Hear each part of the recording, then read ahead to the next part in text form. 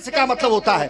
अब तुम केवल बिगाड़ रहे हो। अब एक तो खाली हम पूछ लें, एक तो कोई प्रयोग आपसे देख ले। तुम्हारी इच्छा। अच्छा, विज्ञान की चर्चा आप कर रहे थे, तीर में तर्कस हो चलाओ। अच्छा ठीक है, ज्ञान की आप चर्चा भी कर रहे थे। अब आपको ये ज्ञान के महावाक्य थे, हम ब्रह्मास्मि अयमात्मा ब्रह्म जो हमने बताए हैं, तो भक्त के महावाक्य ऐसा भी है जैसे आपने इस विषय में ये बात रखी यज्ञ के संबंध में, होता उद्गाता।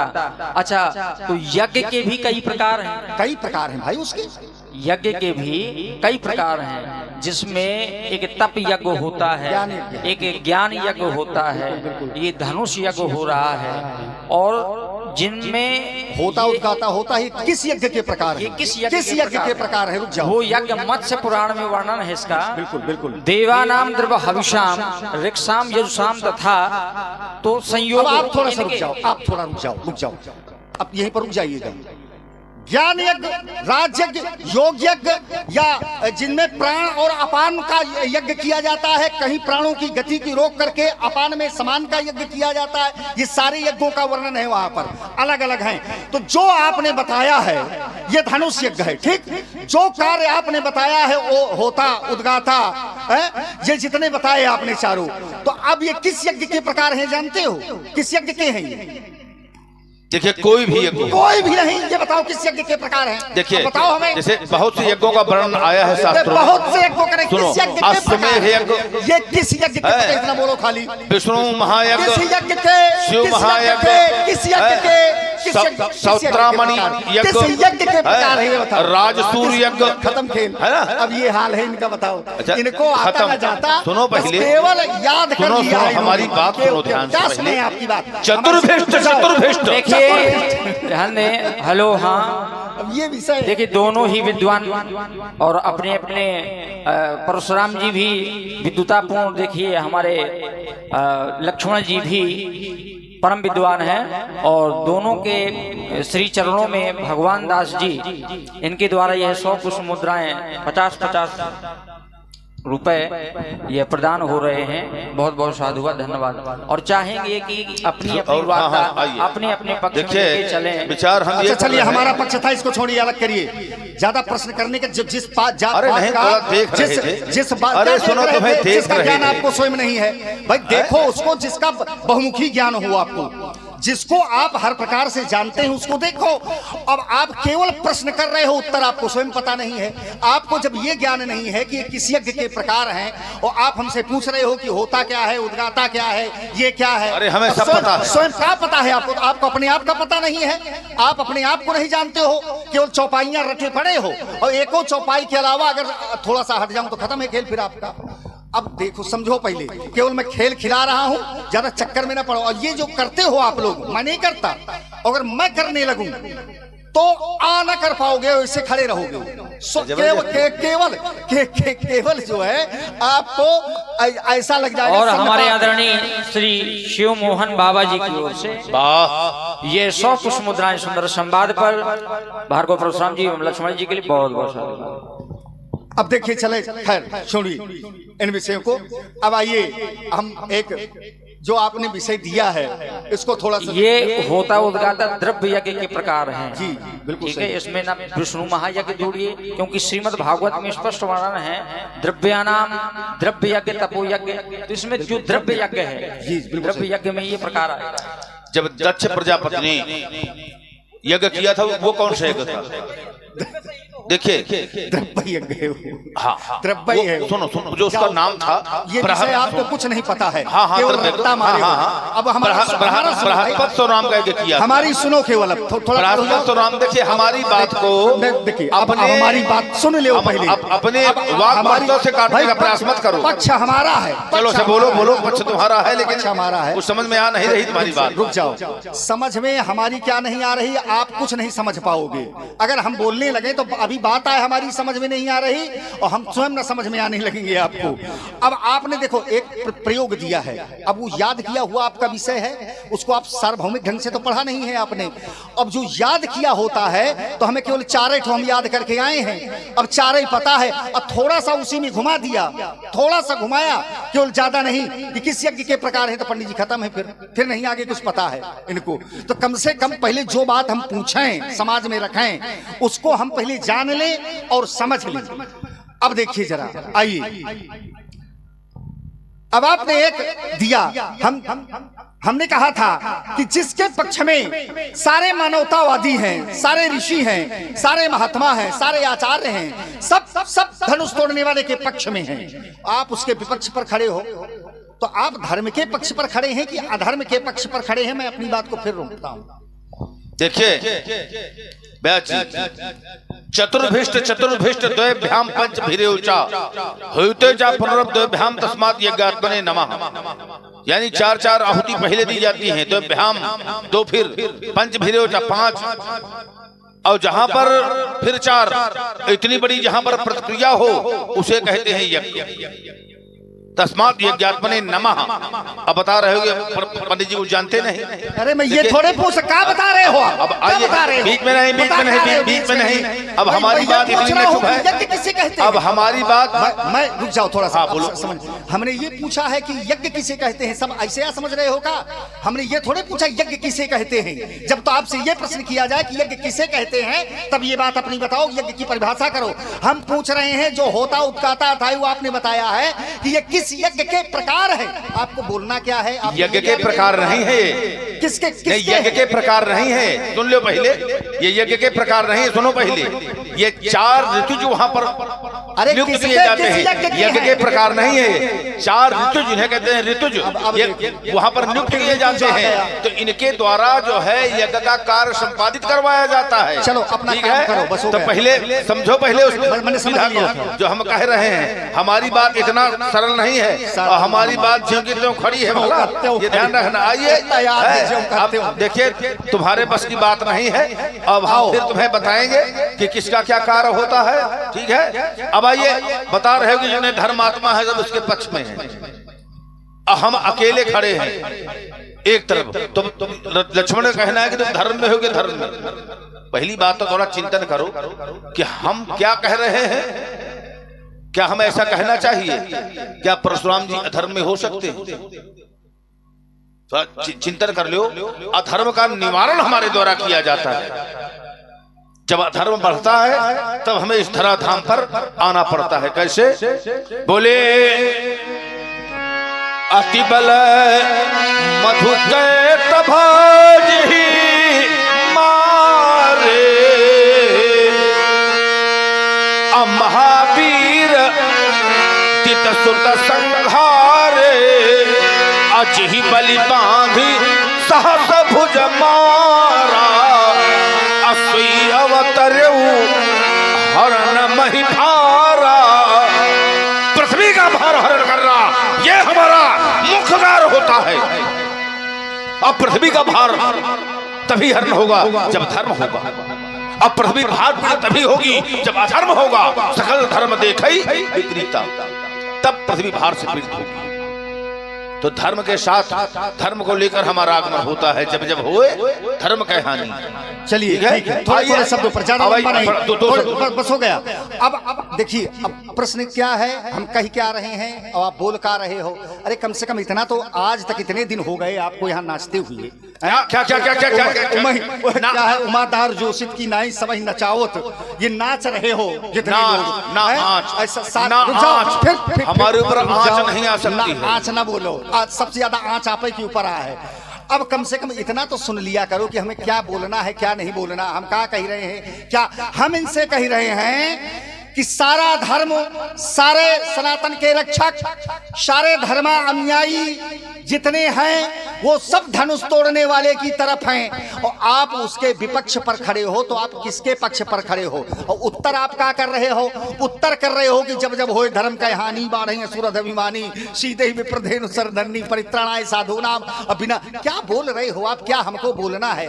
कम से कम कुछ तो सीखो, कुछ तो बोलना ही सीख ले हो आप, इतना ही सीख ले हो। अगर कुछ ना बोल पाओ तो ये भी कम से कम कि हमको किस पक्ष में बोलना है। हम पूछ रहे हैं कि सारा धर्म धनुष तोड़ने वाले की तरफ है, धार्मिक सब धनुष तोड़ने वाले की तरफ है, सनातन सब धनुष तोड़ने वाले की तरफ है, सब उसकी जय जयकार कर रहे हैं, सब उसके पक्ष में हैं और आप उसके विपक्ष पर खड़े हो, कह रहे हो और आप चौपाई सुना रहे हो कि जब जब हो धर्म का हानि। क्या मतलब है भाई? इस बात से हमारा संबंध क्या है? इससे कहां की बात कहां जोड़ते हो? उल्टा का सीधा। तो फिर ऐसे मौन बन के खड़े हो जाते हो जैसे रामघाट के कोई पंडा खड़े हो। कोई रामघाट के पंडा, पंडा के हाथ में डंडा होता है, भला फरसा नहीं, ये याद रखो। पंडा केवल डंडा रखता है, कोई मतलब नहीं है आपसे। अरे कम से डंडा और झंडा केवल इतना आते हो, ये पूछना जाते हो। बोलो कुछ। आइए देखिए, तुम्हारा कथन था कि जितने धर्मात्मा हैं सब धनुष तोड़ने वाले के पक्ष में हैं। अब परशुराम जी के द्वारा विरोध किया जा रहा है, तो परशुराम जी धर्म के मूल में है या धर्म के? तब हमारे द्वारा प्रमाण दिया गया कि जब जब हमारा आगमन होता है तो जब धर्म की हानि होती है, अधर्म की वृद्धि होती है, तब हमें इस धराधाम पर आना पड़ता है। ठीक है? और जितना धर्म है सब उसी ओर है, उसी को धर्म मान लिया तुमने। विधर्मा पर धर्मस्य आभास उपमा छला, अधर्मो शाखा पंचेयम धर्म को अधर्मो तजेत। विधर्म यानी दूसरे के धर्म को हम स्वीकार करें, पर धर्म विधर्म यानी दूसरे के द्वारा दिया गया हो उपदेश। पर धर्म आभास यानी अपनी इच्छा से हम कोई कार्य करें और उसी को धर्म मान लें। आभास जैसे आप लोग देखते होंगे कि बहुत से लोग विधर्मी लोग, नास्तिक लोग, दंभी लोग सनातन धर्म के लोगों को अपनी ओर आकर्षित किया करते हैं और ये कहा करते हैं मूर्ति पूजा न करो, ये सही नहीं है, विवाह में वैदिक मंत्र का उच्चारण न करो। तो वो अपनी इच्छा से मनमाने ढंग से कार्य करते हैं, उसे कहते हैं आभास। क्या अपनी इच्छा से हम कुछ करने लगे, ये सही नहीं है। छल, जब शास्त्र के वचनों को हम विपरीत अर्थ निकालें उसे कहते हैं छल। लिखा कुछ हो और उसका हम विपरीत अर्थ निकालें तो अधर्म का धरातल हमारा नहीं हो सकता है। क्यों? कि जिन लोगों ने प्रमाण पत्र दिया था वो प्रमाण पत्र देने वाले स्वयं भयभीत हो गए। जब हमने ये घोषणा किया उल्टो महिजाले तो राजू, तो उनकी स्थिति क्या हुई? व्यास जी, जितने भी यहाँ पर धनुष तोड़ने वाले के पक्ष में थे तो वो पक्ष वाले सब एक कक्ष में बिल्कुल समझ गए। कैसे? बोले सुर मुनि नाग नगर नर नारी, सोच ही सकल त्रास उर्भारी, मन पछतात सीय महतारी, विधि सब संवरी बात बिगारी। बोले भृगुपति कर स्वभाव सुनी सीता, आराधन निमेष कल्प समबीता। सुर से स्वर्ग लोग, मुनि से मृत्यु लोग और नाग से पाताल लोग, ये जिन लोगों ने प्रमाण पत्र दिया था तो अपना प्रमाण पत्र उन लोगों ने स्वयं निरस्त कर लिया है। तो जो निरस्त वाला प्रमाण पत्र है तो वो लिए तुम घूम रहे हो। हमारे वचनों पर उन्होंने संस्तुति दिया है तो प्रमाणित प्रमाण पत्र मानो। फिर अपनी बात पर नहीं आए। अब फिर हमको ये बताने लगे आपकी ये क्या है, ये पर धर्म है, ये आभास है, ये छल है। अरे हमारा इससे कोई संबंध ही नहीं है महाराज। हमारा तो देखो सारे सारे ब्रह्मादिक देवता जितने लोग हैं सब उसकी प्रशंसा कर रहे हैं। कैसे? बोले ब्रह्मादिके सुरे शीध मुनीसा, प्रभु ही प्रशंस ही देहि असीसा। तो सारे लोग उसकी प्रशंसा करते हैं। कौन कौन? हैं ब्रह्मादिक सुरसिद्ध मुनीषा प्रभु की प्रशंसा ही। ब्रह्मादिक नहीं, हाँ। ब्रह्मादिक। ब्रह्मादिक हमें लगता है तुम्हें बिल्कुल हिंदी का भी ज्ञान नहीं है। अब एक बात देखिए, आप इनको साहित्य का विद्यार्थी की तरह पढ़ा रहे हैं, विद्यार्थी की तरह पढ़ा रहे हैं। ठीक है, हो गई बात, हो गई। आवश्यकता पड़ी तो अपने आश्रम ले जाएंगे आज। रुक जाओ, अब हमारी बात सुनो। तुम्हें ये भी ज्ञान नहीं है, इतना ज्ञान करो साहित्य में जो है, जो उच्चारण किए जाते हैं तो उच्चारण दोष जो है इनमें नहीं लागू होता है, इन शब्दों में प्रयोग नहीं किया जाता है। उच्चारण का दोष कहां कहां लागू होता है? शब्द उच्चारण में कौन कौन से दोष हैं जानते हो?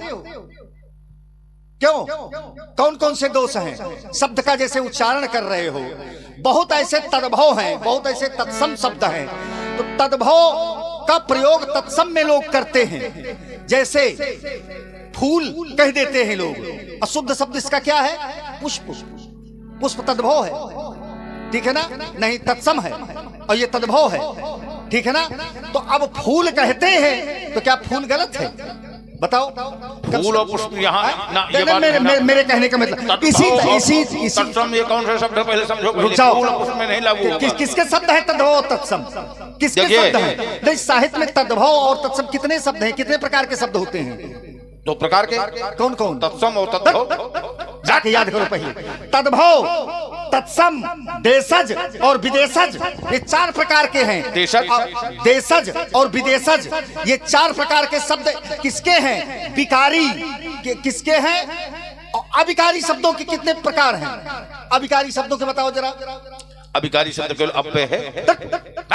अव्यय किसे कहते हैं? अव्यय का स्वरूप नहीं इनको। देखो, अव्यय लोगों ने पढ़ा होगा, कितने प्रकार का होता है? जिनका स्वरूप अव्यय उनको कहते हैं, आप लोगों ने पढ़ा उनका, जिनका स्वरूप एक जैसा होता है, जिन शब्दों में कोई भी परिवर्तन नहीं होता है, उनको हम अव्यय कहते हैं। अव्यय, वो अव्यय हैं। अब देखिए जरा, अब विचार करो जरा।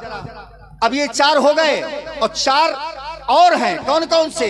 योगिक, योगिरूढ़, और समझो विकारी, अविकारी, ये अलग हैं, ध्यान करिए। और ये अलग हैं, इनके शब्द के प्रकार विकारी शब्दों के अलग हैं और अविकारी शब्दों के अलग हैं। तद्भव, तत्सम, देशज और विदेशज, ये शब्द अलग हैं। हिंदी साहित्य का पहले अध्ययन करो। अब खाली इनसे इतना पूछ ले, खाली इतना कि साहित्य के कितने गुण होते हैं, साहित्य के कितने गुण हैं। तो पंडित जी ऊपर देखेंगे, नीचे देखेंगे, 2-4 साल में न बता पाएंगे।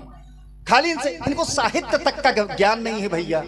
अब बताओ क्या करें हम? खड़े होकर इनकी आरती उतारें, इनकी पुष्प वंदना करें? साहित्य के कितने गुण हैं? कितने गुण हैं बताओ? अपने अपने अनुसार, अपने कितने गुण हैं? अपने पहले लिखित है, बता रहे हैं। देखो, कभी है अर्थ आखर बल साचा, साहित्य के, अनुहर ताल गतिहीन नाचा। साहित्य के कितने गुण हैं ये बताओ हमको, सुन ले। अरे रुक जाओ, हम जान गए कि तुम अर्थ न आखर, आखर, अर्थ, अलंकृत हो गए। आखर, अर्थ और अलंकृत, पहले हमारी बात तीन है। ठीक है, आखर, अर्थ और अलंकार। ये भी नहीं, अलंकार अलग हो गया, साहित्य का गुण नहीं है अलंकार। अलंकार की परिभाषाएं अलग हैं। अब समझो जरा, अब सुन लो। साहित्य के 3 गुण होते हैं। कौन कौन से? प्रासाद, माधुर्य और ओज, ये 3 गुण हैं साहित्य के। इनको रट ले, और जब भी कहीं कोई आखर, अर्थ, अलंकार वही बता रहे हैं। आखर अलग। अब इसमें आओ, इसमें चक्कर में ना पड़ो, नहीं मुंह दिखाने लायक ना, यहाँ छोड़ूंगा थोड़ी देर में। चलो भी आज आर पार है, आर पार। अब आओ जरा, फिर से इसमें आओ।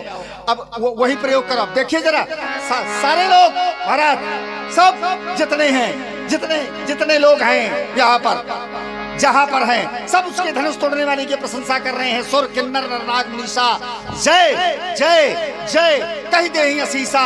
सारे लोग उसकी प्रशंसा करते हैं, सब वंदना करते हैं, और सब भगवान शंकर के भक्त हैं। काहे भैया, यही भरा भगवान शंकर के भक्त हैं क्या? और आप लोग भगवान शंकर के भक्त नहीं हो? सारे लोग भगवान शंकर के भक्त हैं। और भगवान शंकर इन्हीं के गुरु तो है नहीं। भगवान शंकर है तुम त्रिभुवन गुरु वेद बखाना, यानी त्रिभुवन के गुरु हैं भगवान शंकर, संसार के गुरु हैं। तो जब संसार के गुरु हैं, सबके गुरु हैं भगवान शंकर, और सारे लोग जितने हैं सब उनके शिष्य यहाँ पर बैठे हुए हैं, सब ये शिष्य हैं उनके बैठे, भगवान शंकर के शिष्य हैं ना आप लोग। अब बताओ, धनुष तोड़ने वाली की प्रशंसा करते हो ना, सारे लोग प्रशंसा कर रहे हैं धनुष तोड़ने वाले की, उसके विपक्ष में तो कोई है नहीं है। तो जब सब लोग शिष्य हैं, सब उसकी प्रशंसा करते हैं, तो आप धर्म के पक्ष पर खड़े हैं कि अधर्म के पक्ष पर खड़े हैं? कहाँ खड़े हैं आप? चलिए फिर रोकता हूँ। देखिए, पहले तत्सम और तद्भव का ज्ञान करो। अरे फिर जैसे तत्सम में आ गए, पुष्प और फूल में नहीं लागू होगा। अरे फिर सुनो, कहाँ चले आ रहे? यहाँ आओ, यहाँ बीच में नहीं, यहाँ बीच में नहीं, थोड़ा सुन लो। जैसे तत्सम और तद्भव, लोग साधारण अफीम, अब उसी को जो शुद्ध किया जाएगा होगा अहिफेन, बियाव, और जब उसी को तद्भव में आएंगे विवाह। ठीक है, ये है। तो पहले समझो, पहले कहा हमें क्या प्रयोग करना है। आइए, भगवान शंकर को क्या कह रहे हो? क्या है तुम त्रिभुवन? भगवान शंकर क्या है? तुम त्रिभुवन गुरु। देखिए, पहले ये चिंतन करो कि स्थान के अनुसार शब्द का अर्थ बदल जाता है। जैसे दाम शब्द जहां भी मानस में आया है तो प्रत्येक जगह उसका अर्थ बदल गया है। भरद्वाज सुन जाहि जब होए विधाता बाम, अधूर मेल सम जनक जम, अत्याहि ब्याल सम दाम। वहां दाम का अर्थ रस्सी से लिया गया है। श्याम सरोज दाम सम सुंदर, दाम का अर्थ यहाँ माला से लिया गया है। काम हिनार प्यार जिम लोभ जिम दाम, दाम का अर्थ यहाँ धन से लिया गया है। तो स्थान के अनुसार शब्द का अर्थ बदल जाता है। तुम त्रिभुवन गुरु, तो गुरु का अर्थ यहाँ क्या ले रहे हो? भगवान शंकर गुरु हैं ना? लघु और गुरु, ये तुम लोगों को पढ़ाया गया होगा विद्यालय में, लघु गुरु। तो तुम त्रिभुवन गुरु यानी भगवान शंकर संसार में सर्वश्रेष्ठ हैं। गुरु यानी श्रेष्ठ। जैसे भगवान सूर्य को आया गुरु, उयो करो जनि रवि रघुकुल गुरु, उन्हें अवध विलोक शूल होई गुरु, यानी सूर्य भगवान को गुरु कहा गया है। तो इसका अर्थ ये नहीं कि गुरु है वो, यानी उस वंश के प्रवर्तक हैं, इनके वंश के, तो इसलिए उन्हें गुरु यानी श्रेष्ठ कहा गया। प्रभु तुम्हारा कुल गुरु जलधि, कुल गुरु यानी श्रेष्ठ। तो यहाँ गुरु का अर्थ श्रेष्ठ से है कि भगवान शंकर श्रेष्ठ हैं। अब देखिए, चिंतन करिए आप लोग, हमारे अतिरिक्त भगवान शंकर ने इस धनुष के माध्यम से विश्व में किसी को धनुर्वेद का ज्ञान करवाया है? केवल हमें करवाया। तो अधिकार हमारा अत्यंत सर्वोपरि है। अधिकार होना चाहिए कि कहां किसका अधिकार होता है। गूढ़ो तत्व न साधु दुराव ही, और आरत अधिकारी जहां पाव है। अधिकार किसका है, इस पर चिंतन करना चाहिए। तो अधिकार हमारा है। जैसे यज्ञ में जो सामग्री बचती है, जो भी यज्ञ से बचता है, तो उसमें जानते हो किसका अधिकार होता है? बातें बहुत लंबी चौड़ी कर रहे हो कि ये क्या है, वो क्या है। उसमें अधिकार किसका होता है? व्यास जी, रुद्र भगवान का। वो कथा है ना कि जिस एक बालक को अन्यत्र चला गया था, जब घर आया तो समस्त भाइयों ने धन बांट लिया था, बोले हम पिता को दे रहे हैं। तो पिता ने यही कहा था कि जो यज्ञ कर रहे हैं ऋषि, तो उनसे त्रुटि हो जाती है, और जब उस स्वर्ग को जाने लगे तो उनकी संपत्ति ले लेना। जब लेने गए तो नील लोहित भगवान शिव आ गए, उन्होंने कहा अधिकार हमारा है, पिता से पूछ कराओ, है ना। तो अधिकार हमारा है, और कभी भी किसी के अधिकार का हनन नहीं करना चाहिए। सबके अधिकार अलग अलग होते हैं। जैसे पिता का अधिकार होता है कि पुत्र कितना ही धनवान हो जाए, कितने ही बड़े पद में क्यों ना प्रतिष्ठित हो जाए, लेकिन अब पिता चाहे जितना वृद्ध हो, अगर पुत्र कहीं गया है, देर से आ रहा है, तो पिता का अधिकार होता है कि उसे डांट सकता है ना। वो ये नहीं देखेगा कि तुम कितने बड़े पद में हो। ये पिता का अधिकार है। माँ का अधिकार होता है, गुरु का अधिकार होता है, अभिभावक का अधिकार होता है।